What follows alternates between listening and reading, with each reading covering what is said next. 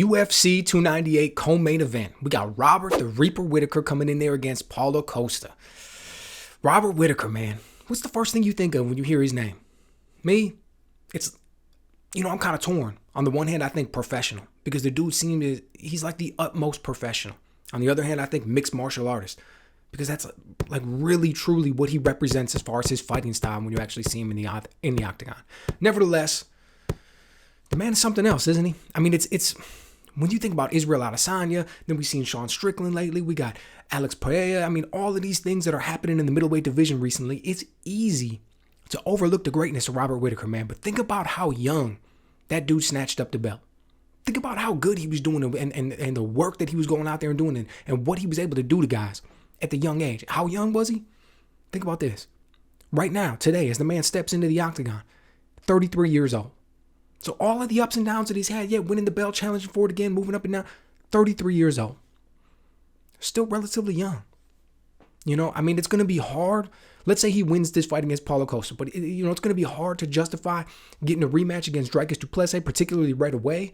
But, coming off the loss that he had, but who knows, right? Who knows?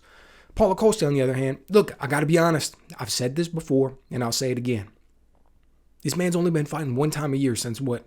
2017, I think, 2018. Either way, it doesn't matter. We come to the same conclusion. When you only fight one time a year, man, you are a part-time fighter. That's it. You're talking about 5-6 years in a row of only fighting one time a year?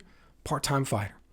We also see that, his popularity is increasing. He's running around with the bottle of secret juice all the time. He gets a lot of buzz on social media. My guess is that the man is finding other sources of income besides getting punched in the face.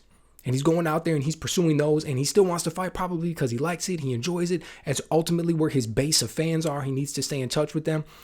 But I don't know, it's going to be hard to see that dude all of a sudden getting back in the octagon 3 times a year, 4 times a year, trying to put things together and make some huge run and really push. Right? We're talking about a part-time fighter. Now, why does that matter? Because I think it's going to be almost impossible for a part-time fighter to beat Robert Whittaker. That's not even getting into the style matchup. We're just talking about that mindset, what you're bringing to the table, how often you're training, you're in there with your sparring partners, what it is you focus on, waking up, living day to day. Man, it's going to be really, really tough, if not impossible, for a part-time fighter to beat Robert Whittaker. Now, that being said, I don't like to write anybody off. So you see that and you make a first analysis, right? You see their records, you see how they've been performing lately, what they've been doing. You're like, oh, wow, not looking good for Paulo. But then you go in and you actually watch the tape and you break down the style. And you think, is it going to get any better for him? And the truth is, it's not. It's not, man. When we watched this run that he was going on, right? I want to say it's highlighted really by, what we saw him do to like Uriah Hall, right? This run that he goes on early on, phenomenal. Right, he's going out there and he's captivating everybody's attention by the brutality and the violence that he brings into the octagon. For lack of some better terms, he goes out there and he's just putting on dudes. But when we go back and we watch that film, the thing that pops out to me is that so much of it is built off athletic talent. So much of it is built off of speed. So much of it is built off of explosiveness. So much of it is built off of power. Dude, his skill level isn't that high. I don't say that to knock the guy, but we're talking about him competing amongst the best in the world. We're not talking about him as an opener. We're not talking about him making a UFC debut. We're not talking about him fighting some tomato can part-time teacher bum on the street. We're talking about him fighting the best in the world. And yeah, his skills don't quite match up, if you ask me. Like, that's just how I'm going to call it.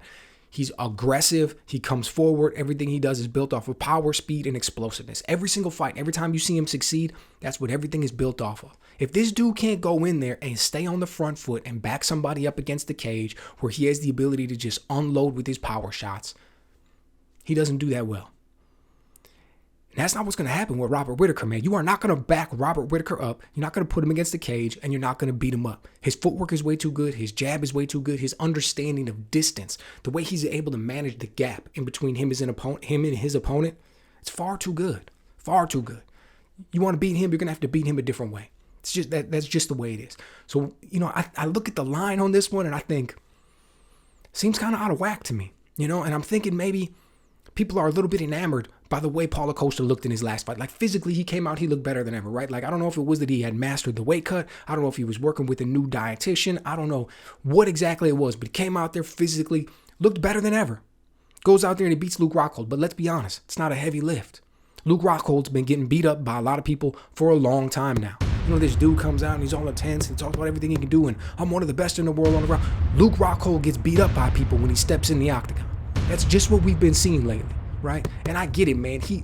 I'll be the first to admit that when he was going on his run, he looked like a world beater. He looked phenomenal, man. He was going out there. When you saw him do when he submitted Bisping with one arm, it's like, man, he's almost out there playing with guys. But ever since old left hook Larry caught him and took his belt, man, he's never been the same. So going out there and beating Luke Rockhold, I'm not super impressed, right? But maybe that's weighing heavy in people's minds, and they're looking at it and they're thinking, wow, he looked great, and then he beat Rockhold, and Rockhold's got this big name and everything, so they're giving him a little bit of buzz because of that. Then on the other end, we're taking a little bit of the luster and the shine off of Robert Whittaker because in his last outing, we saw what Dricus du Plessis did to him. Personally, I don't think those things are going to have any bearing on this, right? The one thing that I'll pull from that Luke Rockhold fight regarding Paulo Costa is actually a negative. It's the fact that the dude got so gassed in the first round. You think you're going to make it 3 rounds against Robert Whittaker when you're getting gassed in the first round? We've never known Paulo Costa to be great with the cardio, and he's lucky that this one isn't scheduled for 5. But nevertheless, my point being, Robert Whittaker's going to dominate this one. I think he makes it look easy with the jab from the outside. I think he makes it look easy with the footwork and the way that he's able to create angles. Paulo Costa, man, he's going to be constantly having to readjust, constantly having to pick up his feet and move and turn and everything else. I don't see him getting off. His explosions are going to come up short. Whittaker's going to be able to easily avoid him. He'll probably start to work in some combinations, some kicks, and who knows? May even come out with the stoppage on this one. So let me know what you guys think. Am I overestimating what Robert Whittaker brings to the table? Am I underestimating what Paulo Costa brings? But let me know, man, because I just don't see it at this point in his career I was going to make it happen. Let me know what you guys think.